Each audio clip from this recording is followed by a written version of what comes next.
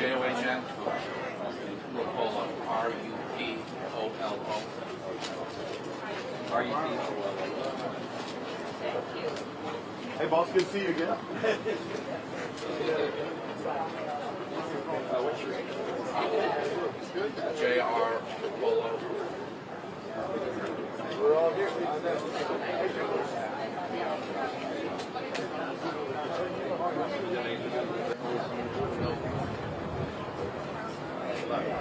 Of course, you're going to retire.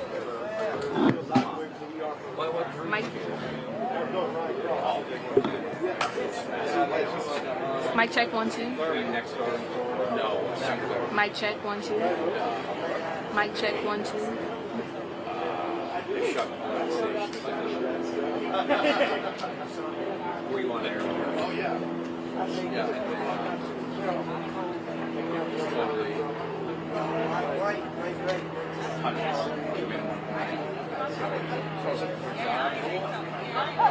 Then sold property. So it's kind of like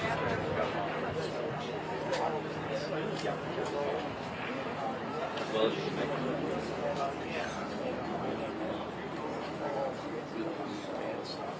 Let me manage some things. yeah, go ahead. We'll talk. Great to talk to you. Yeah. What's that? Yeah.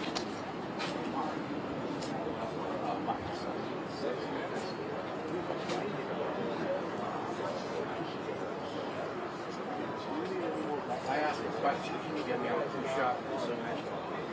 Yeah, well,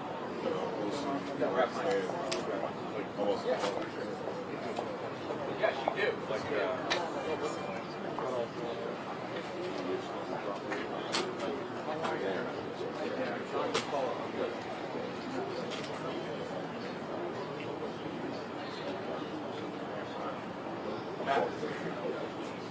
Oh, what's your name? Oh, Gary. Okay, yeah, I saw your name. Oh, it's good to meet you. Likewise. I called Elgin. Right there. Which one is he? All With the suit? next to him. Oh, okay.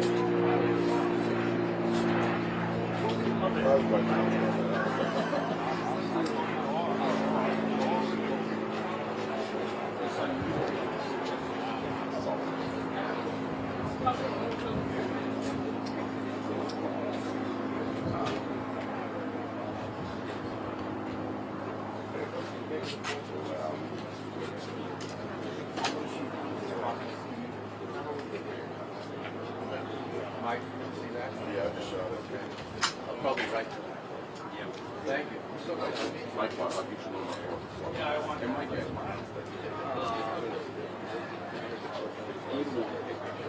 Okay.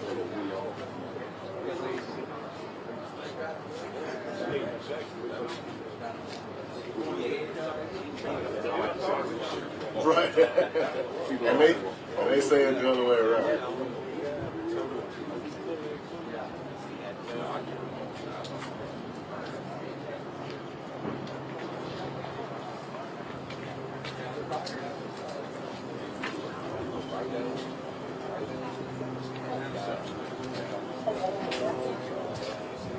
Testing.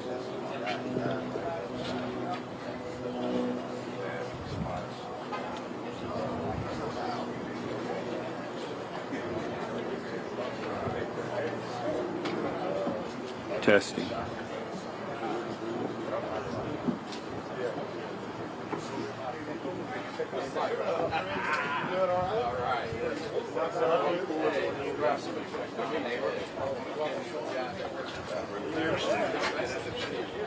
Gather up behind the podium, everybody.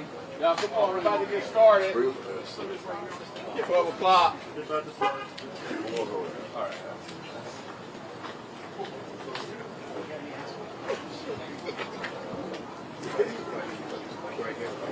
Back a little bit, gather up behind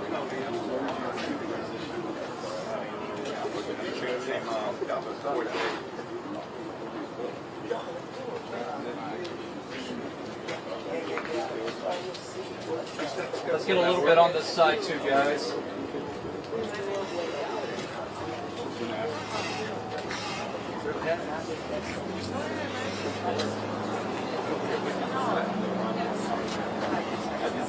Oh, well, I kind of stand up close. You say you want to. Oh, go ahead.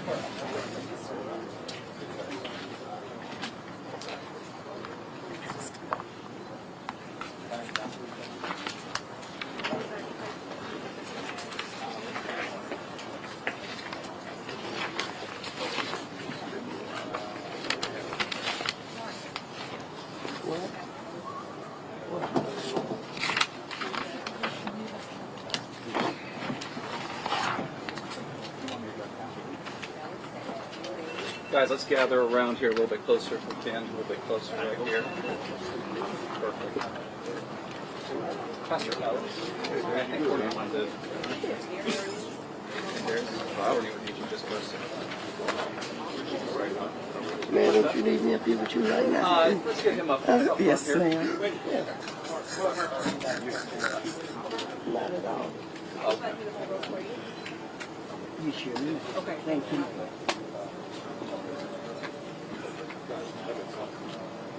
Good afternoon, everyone. We are here at Agape Missionary Baptist Church on 75th Avenue in the Banks community. Unfortunately, we are not here for worship, but we are here because this place of worship became a crime scene last night. Through my administration's partnership with law enforcement and Safe, Hopeful, Healthy BR, my office has worked tirelessly to change the trajectory of crime and build community.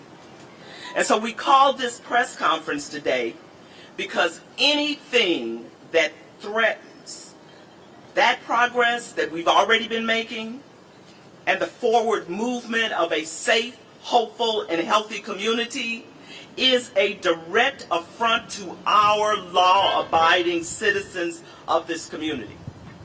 So today we want to address not only the several shootings in our community in the past 24 hours, but also the concerning nature of the vicinity of these crimes and the neighborhoods that are grappling with these issues.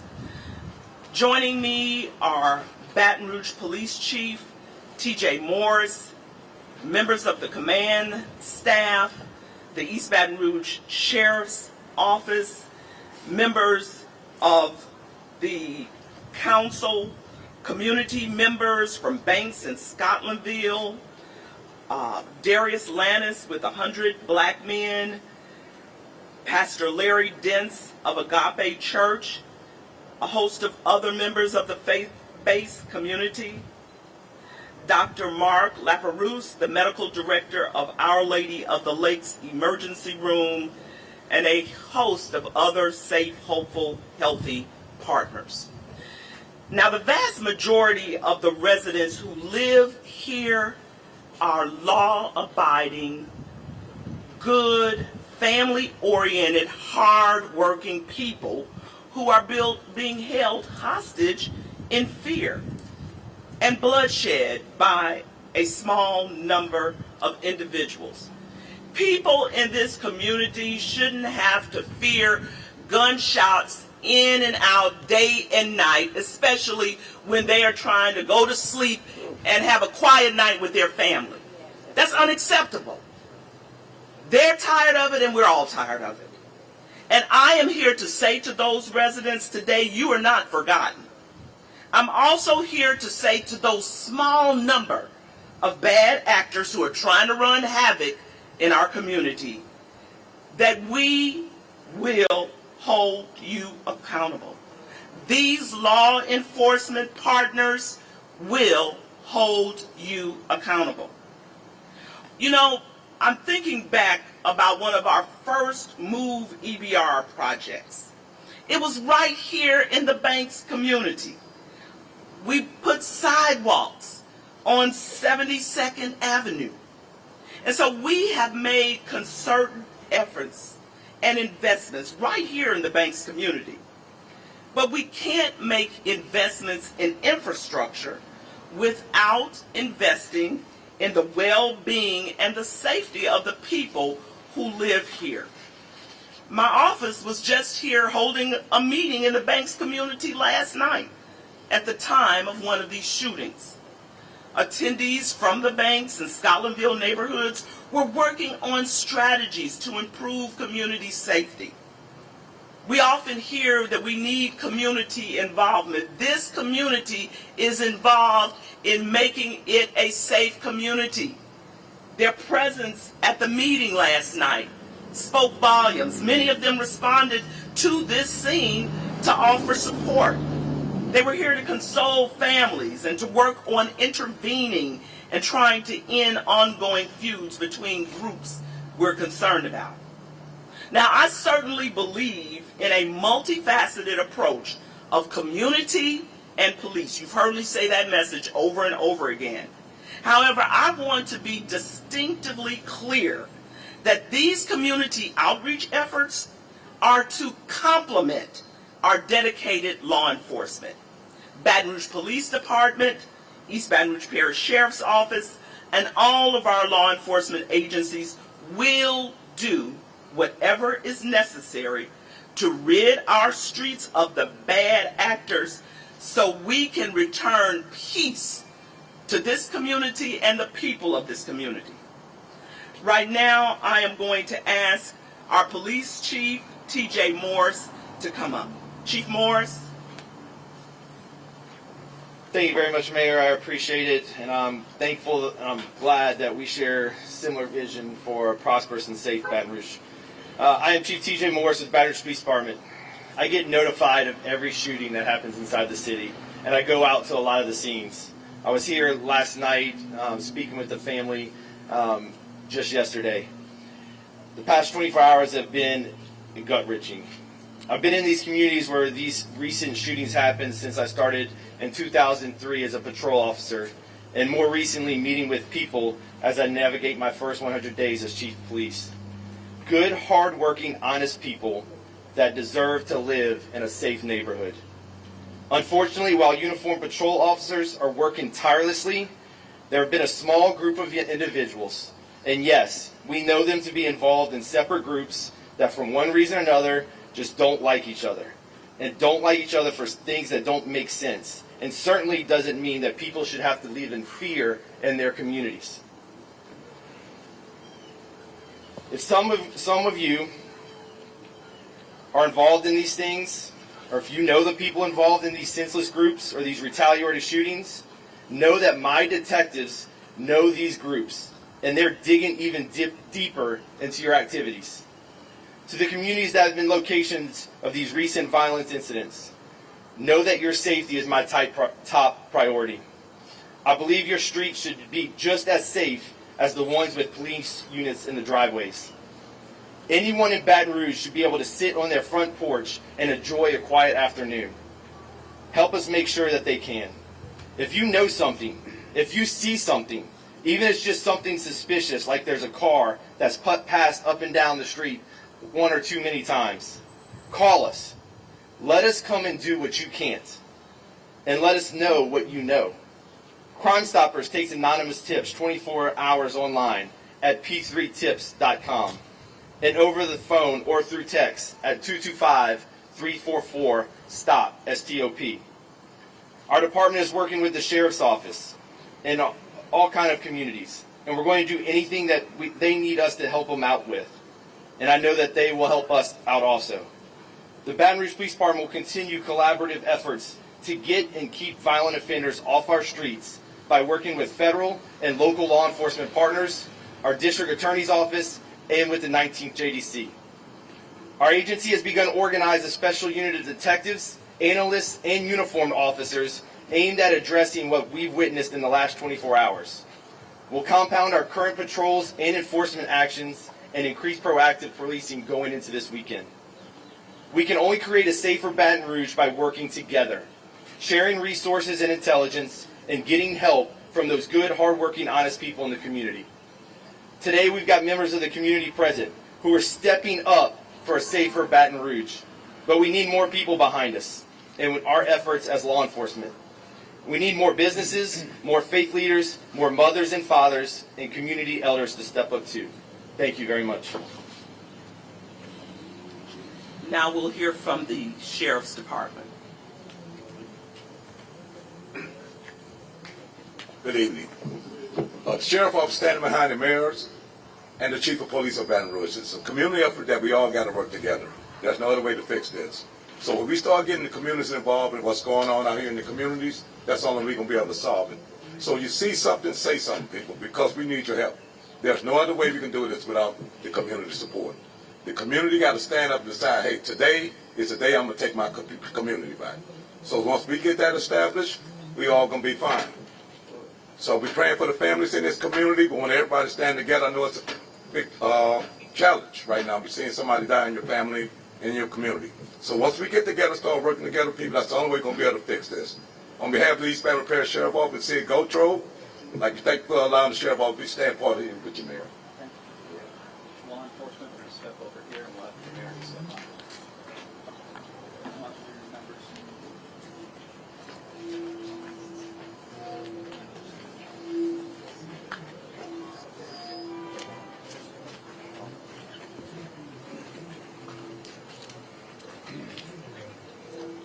For quite some time, we've talked about the way that we have seen improvements in public safety in our communities has been due to a collaborative effort.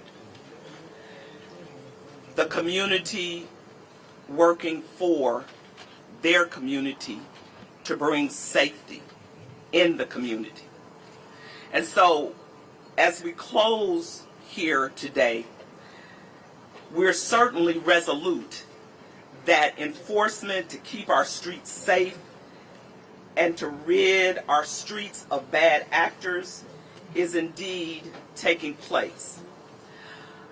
Before I close, I want to ask Dr. Laperouse to come up and speak to the violence from a medical perspective. Dr. Laperouse. Thank you, Mayor. At Our Lady of the Lake, we are the Level 1 Trauma Center for this region of the Louisiana. We see the sickest of the sick that come through our doors. We have definitely noticed an increase in senseless, avoidable traumas such as stabbings and shootings. While our team is always ready and we're always there to care for every patient that comes through our doors, we're having to focus so much effort and attention on these patients that is making other populations, patients with congestive heart failure, patients with heart attacks, patients with strokes, that much more difficult to take care of because our team is stretched thin caring for all of these traumas.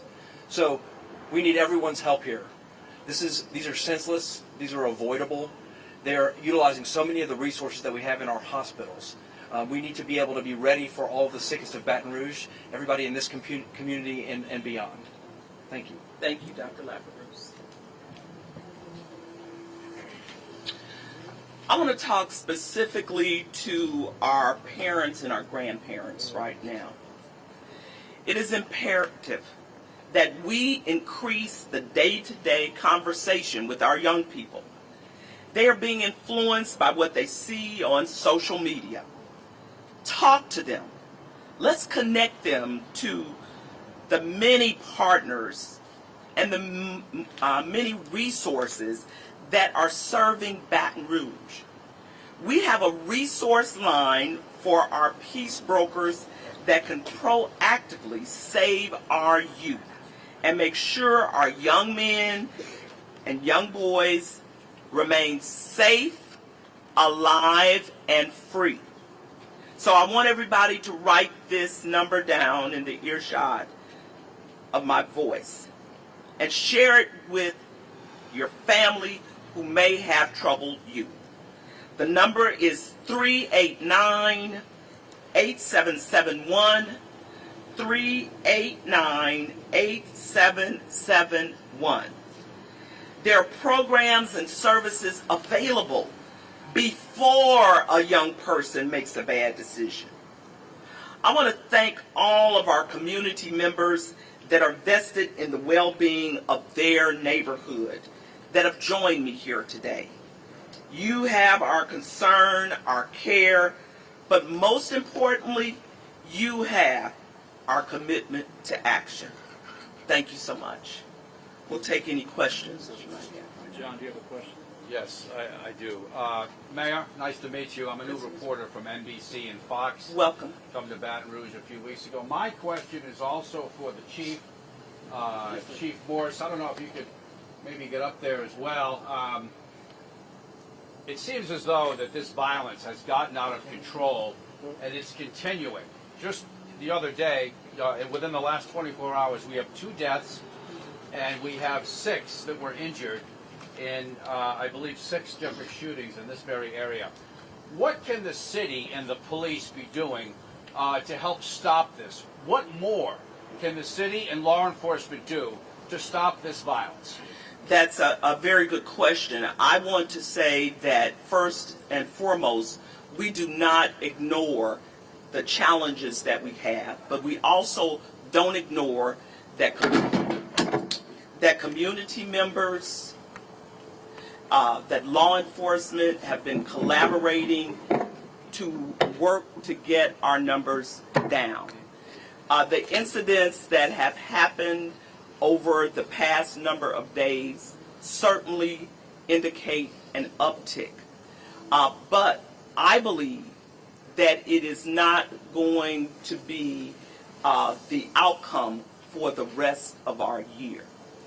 And the chief certainly can come up and address some of the strategies that he has already outlined and will be implementing moving forward. Chief? Yeah, Chief, I just think that someone coming into this community and looking at the violence, I've worked in multiple TV markets across the years, and it seems as though the violence here is out of control. This is your first 100 days. What do you think the police should be doing to help stop this violence? So the violence is definitely not out of control. I want to echo what the mayor said. We have seen a decrease in our violent crimes. Over the past 24 hours, unfortunately, we have some isolated incidents, some groups, some retaliation type shootings. We are going to beef up our efforts on investigation. We're going to beef up our efforts in technology, and we're going to beef up our efforts on feet on the ground. Coming up with a very strategic, proactive policing. We do not want to hold the people in these communities even more hostage in the fear that they're already in, but we are going to have an increased police presence going after those bad actors that we know are up to no good in these areas. And so you're going to see more boots on the ground, you're going to see more patrol cars, but they're going to be very strategic based off of our analysis and our technology gathering efforts. Elise, what's your question? Thank you. No question. Marin? My question is, how many of these shootings are related? So it's a little too early to tell right now exactly how many are related. We know that it's they're not completely isolated. A lot of them have some overlap similarities going back to the beginning of the year and even last year.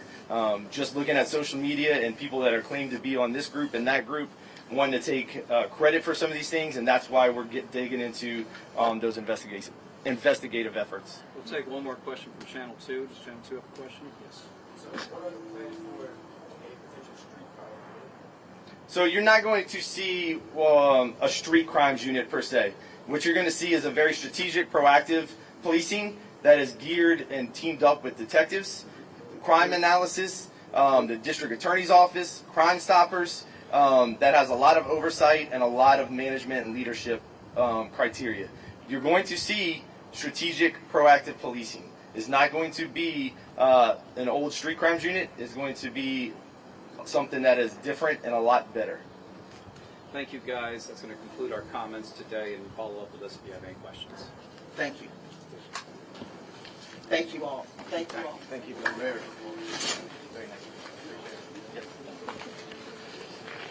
Ma'am?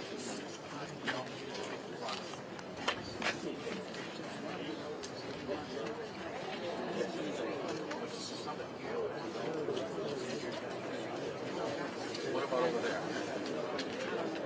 You lost someone? When was that? Can I speak to you?